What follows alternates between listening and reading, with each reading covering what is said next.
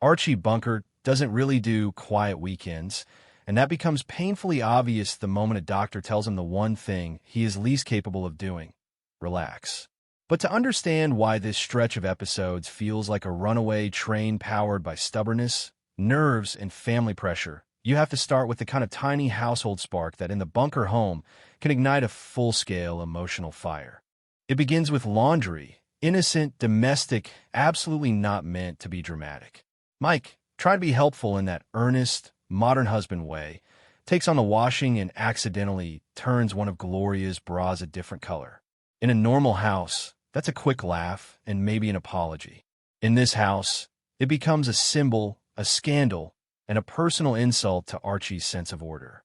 Archie sees the bra and reacts as if someone has hung a flag of embarrassment right in his living room.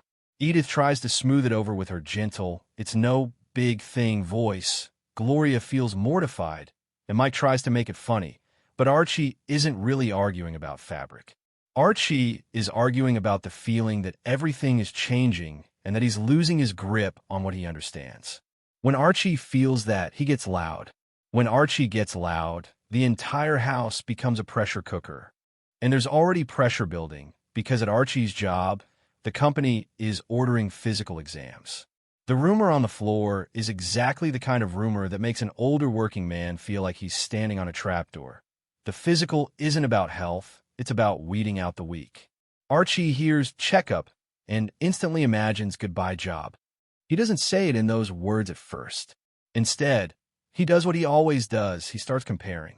He points at another older guy, Deutschmeyer, and insists that if anyone is unhealthy, it's that guy, not him. Archie's logic is pure survival instinct dressed up as opinion. If there's someone worse, maybe Archie stays safe. Mike tries to turn it into a broader conversation about labor, economics, and how employers treat people. Archie refuses to enter that world. He wants simple. He wants personal. He wants to fight a target he can point at. So Archie goes to the doctor, and the doctor tells him his blood pressure is high. The doctor isn't cruel. He isn't dramatic. He's clinical. But for Archie, clinical feels like judgment. The diagnosis doesn't just say, "Your blood pressure is high." In Archie's mind, it says, "You're old," and Archie would rather wrestle a bear than accept that label. The doctor prescribes rest. Take it easy. Don't get worked up. A peaceful weekend. Archie nods like he agrees, but his face has the expression of a man who has just been asked to perform ballet in steel-toe boots. Back home, Edith turns into the world's most anxious caretaker. She organizes Archie's relaxation like it's a military operation. She brings pillows. She offers tea. She tries to keep the house quiet enough that even the wallpaper won't startle him. Gloria tries to be sweet. Mike tries to cooperate. Archie reacts in the most Archie way possible. He gets irritated that everyone is tiptoeing around him, because being treated gently makes him feel weak, and feeling weak makes him angry. It's the perfect trap. If they treat him normally, he gets worked up. If they treat him carefully, he gets worked up. The only thing everyone agrees on is that the weekend is already not going well. Then the baby enters the conversation, and the calm weekend collapses entirely. Gloria is heavily pregnant, overdue, uncomfortable, and emotionally stretched thin. Everything in the house now rotates around the fact the new person is about to arrive. Mike and Gloria begin discussing baby names, and they bring up Stanislaus, honoring Mike's father. The name hits Archie like a slap. He reacts as if the name alone will doom the child's future. He imagines playground teasing, job interviews, teachers stumbling over it, the baby growing up resentful because of syllables. He dramatizes it the way Archie dramatizes everything, because he believes volume equals truth. Gloria tries to explain that it matters to Mike. Mike tries to be calm. Archie gets louder, and all of it is happening while Archie is supposed to be relaxing for his blood pressure, which makes the whole situation feel like a comedy sketch written by a cruel cardiologist. Gloria then mentions they also considered naming the baby Archie, and for a moment, Archie softens. You can practically see the ego inflate. Suddenly, names aren't dangerous anymore. Suddenly, the future looks bright.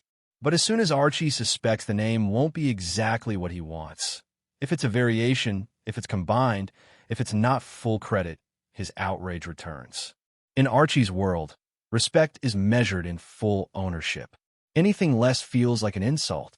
Edith reaches a breaking point that surprises everyone, including herself. She has spent years smoothing Archie's edges, absorbing his moods, protecting everyone from the worst of his storms. But the doctor's warning plus the constant fighting pushes her into something rare: firmness. She decides the house needs calm, and if Mike and Gloria's presence is going to keep triggering arguments, then they should leave for a while. She tells them to go. It's not said with cruelty, but with a kind of exhausted authority. Archie is stunned. Mike and Gloria are hurt. Edith feels guilty almost immediately, because guilt is Edith's reflex, but there's also a quiet strength in her decision. For once, she draws a line, and everyone has to acknowledge she is not just a gentle voice in the background. While the house tries to manage Archie's health crisis, Mike and Gloria are dealing with the emotional intensity of late pregnancy. Gloria feels like her body isn't hers anymore. She's tired, swollen, impatient, and sensitive. Everyone has advice. Everyone thinks they know what she should do, how she should feel, how she should behave. Mike tries to be supportive, but Mike's support has a pattern. He uses logic like a blanket, and sometimes that blanket feels itchy. He explains things. He reassures her with facts. He tries to solve emotional storms with calm reasoning, and Gloria, who doesn't want to lecture, gets more frustrated. Jealousy lights the fuse again when Mike is tutoring his student, Linda Galloway. Linda is attractive, confident, and perhaps a little too comfortable around him. Gloria, already feeling insecure because of pregnancy, starts imagining scenarios. She reads meaning into small details. Archie, who loves suspicion like it's his favorite hobby, decides he can prove something is going on. He treats the situation like he's running an investigation, even though his investigative tools are basically gossip, confidence, and a complete lack of self-awareness. Archie's plan is simple and ridiculous. Invite Mike over, pour wine, and get Mike talking. Archie believes alcohol makes men tell the truth. What actually happens is better and worse. Mike drinks, loosens up, and becomes honest, but not in the scandalous way Archie wants. Mike admits Linda flirted. He admits there was a moment of temptation, not because he's immoral, but because he's human and someone was trying to charm him. But then he admits the part that matters. He left. He walked away. He chose Gloria and the baby. He chose the life he's building, even when it's stressful and messy and loud. Archie, right in the middle of hearing this, falls asleep like someone flipped a switch, because Archie's relationship with wine always ends the same way. He starts out convinced he's in control and ends up snoring while someone else does the emotional work. Still, the truth gets out. Gloria's fear eases. Mike looks imperfect, but loyal. And for a brief moment, the family seems like it might breathe. But the pregnancy clock keeps ticking, and the longer Gloria stays overdue, the more tension builds. Gloria becomes increasingly impatient. Her mood swings intensify, not because she's unreasonable, but because she's carrying enormous physical and emotional weight. Mike tries to prepare obsessively. He dives into childbirth coaching techniques, breathing exercises, supplies, instructions, everything. He acts like labor is a test, and if he studies hard enough, he can pass. Gloria, meanwhile, feels like she's being managed. She wants tenderness, not a training session. Mike's coaching begins to feel like supervision, and she snaps. He tries to stay calm. She snaps again. The tension becomes a loop. Love turns into stress, stress turns into friction, friction turns into arguments, and all of it is fueled by fear they don't fully say out loud. Then comes the baby shower, and the house fills with excited people and gifts and jokes, the usual blend of sweetness and chaos. Gloria is overwhelmed. Everyone is focused on her belly, her future, her baby. Mike tries to hold things together, but he's nervous, and nervous Mike has a tendency to interpret every announcement as an emergency. At one point, he hears something that sounds like it involves their doctor, and he nearly spirals into panic. The room ends up calming him down like he's the one about to give birth. It's funny, but it's also revealing. Mike's fear is love in disguise. He's terrified because he cares so much. The emotional peak arrives when Mike and Gloria try to go out for one last quiet dinner together, hoping to have a normal moment before their lives change permanently. At first, it works. They reminisce. They talk about the future. They soften. They look like a young couple holding hands at the edge of something enormous. And then reality interrupts. Gloria feels a contraction. Mike sees it and instantly shifts into emergency mode. Romance turns into logistics. He tries to call the doctor, call the family, coordinate everything, keep Gloria calm, keep himself from collapsing. And this is where the situation becomes perfect sitcom chaos. Mike ends up in a phone booth, cramped, fumbling, dialing numbers, trying to act like a capable leader while panic floods his system.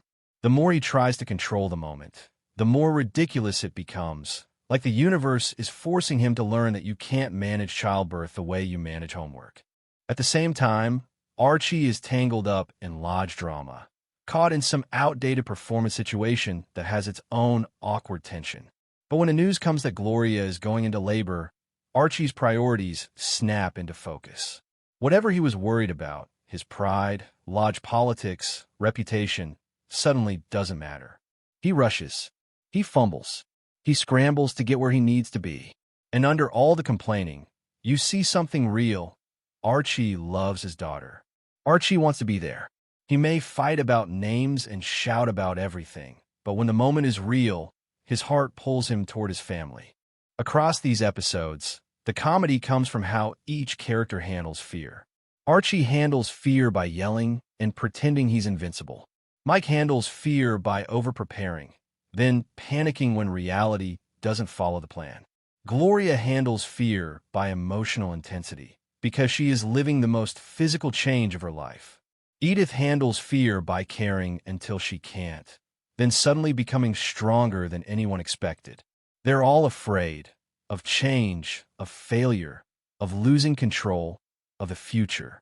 And yet, beneath the shouting and mishaps, there's a warm core. They keep showing up for each other. A baby is coming. The family is shifting. Archie is forced to face his health, his aging, and his role as a grandfather. Mike is forced to accept that love isn't just preparation, it's presence. Gloria is forced to push through discomfort and fear toward a new life. Edith is forced to become more than the peacemaker and step into real authority when it matters. And through every argument, every misunderstanding, every comedic explosion, the truth stays consistent. This house is messy, loud, imperfect, and somehow still held together by loyalty that refuses to break.